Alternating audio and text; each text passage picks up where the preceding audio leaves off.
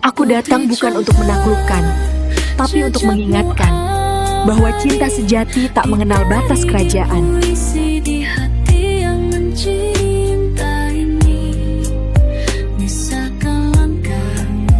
Memisahkan langkahmu, cinta dan seni tetap hidup bersamamu.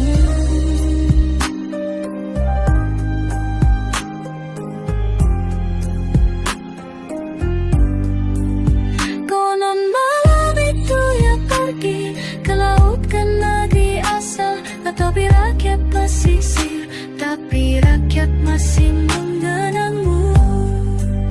Dari Jawa hingga Cempaka abadi, Putri Campa, jejakmu abadi, ditari di puisi di hati yang mencintai. Sejarawan menyebutmu lambang persatuan, rakyat mengenangmu, cinta tanpa pamrih abadi.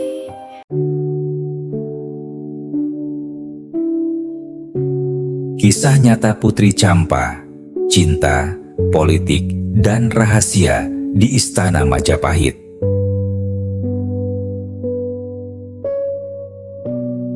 Pada abad ke-14, di antara kejayaan dan kemegahan kerajaan Majapahit, berdiri seorang perempuan yang kisahnya tenggelam dalam kabut waktu. Putri Campa. Namanya tak sepopuler Hayam Wuruk atau Gajah Mada. Namun tanpa kehadirannya, sejarah Majapahit mungkin tak akan pernah sama.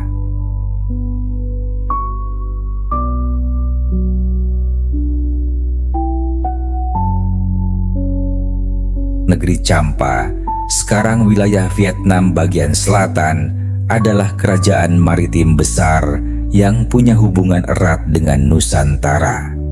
Di antara arus diplomasi dan perdagangan, lahirlah perjanjian penting, pernikahan antara Hayam Wuruk, Raja Majapahit muda yang baru naik takhta, dengan seorang putri bangsawan dari Campa.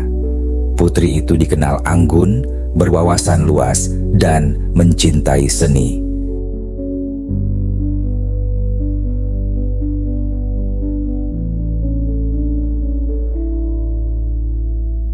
Ia datang ke tanah Jawa menaiki kapal besar yang berlayar dari Teluk Campa, membawa hadiah sutra, keramik, dan rempah harum. Rakyat Majapahit menyambutnya dengan sukacita.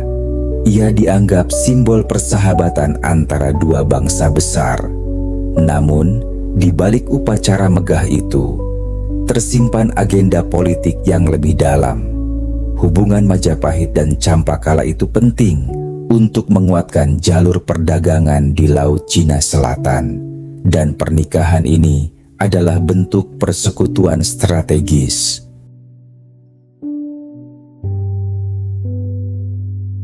Putri Campa hidup di istana yang megah, Keraton Trowulan, pusat kekuasaan Majapahit. Namun, di balik dinding batu dan taman-taman yang indah, hatinya perlahan kesepian.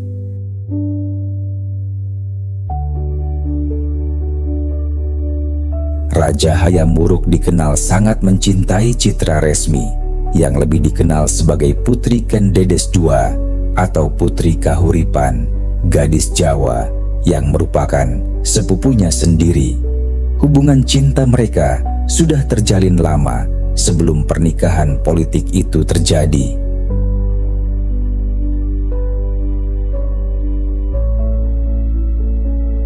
Putri Campa menyadari dirinya hanyalah bagian dari permainan diplomasi. Ia mencintai suaminya dengan tulus, namun setiap malam ia tahu hati sang raja bukan untuknya.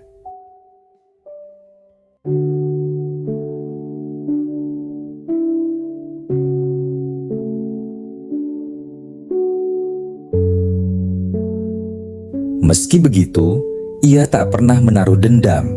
Ia memilih mengabdikan diri pada budaya dan rakyat. Dari tangannya lahir sekolah-sekolah seni tari Campa Jawa yang menjadi cikal bakal perpaduan budaya di masa Majapahit. Ia juga dikenal dekat dengan para perempuan istana, mengajarkan sastra, menulis puisi, dan menyebarkan ajaran kasih.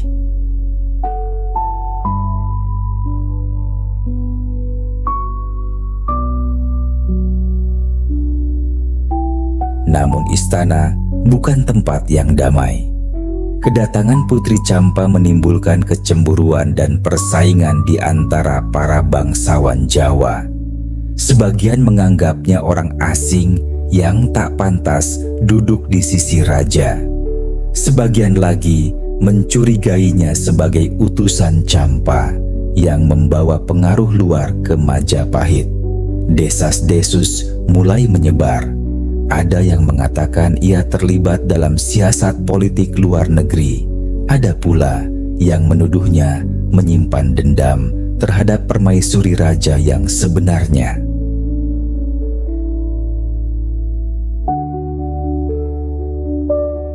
Namun dalam diam, Putri Campa tetap lembut. Ia menulis surat-surat puisi kepada suaminya. Puisi yang kelak ditemukan para ahli arkeologi dalam bentuk prasasti berbahasa Jawa kuno dan Campa. Salah satunya berbunyi, Aku datang bukan untuk menaklukkan, tapi untuk mengingatkan bahwa cinta sejati tak mengenal batas kerajaan. Suatu malam, Putri Campa menghilang dari istana.